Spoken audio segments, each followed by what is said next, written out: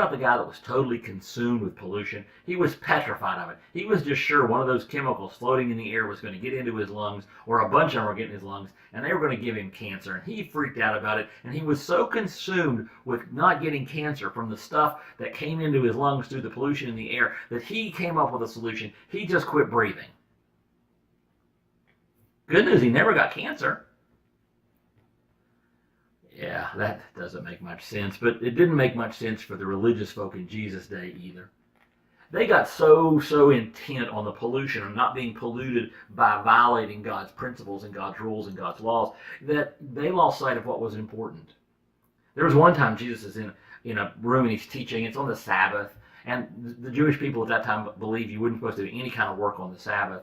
And it says in Mark 3, verse 2, some of the religious leaders, were looking for a reason to accuse Jesus. So they watched him closely to see if he would heal the man on the Sabbath, so they could arrest him. The Bible says that Jesus looked around and he was just torn up about it.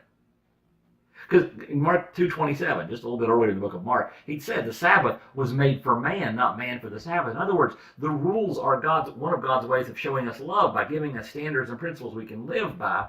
But they had totally lost sight about that. It all became about the principles and the rules and the pollution, not about the people. And it made God all kinds of emotions, and none of them good. And I'm afraid we can be the same way. We can come up with these rules and regulations and ways we think people are supposed to live, and we can get mad at people when they don't live the way we think they should be living. And we can be just like those Pharisees, those religious leaders, as we're judging people for not living up to rules, but we're not loving, which is what the rules were about. And we can be like those people, and we can be asphyxiating ourselves on our lack of love, because we beat the pollution, but we totally miss the point. And that's today's Jumpstart.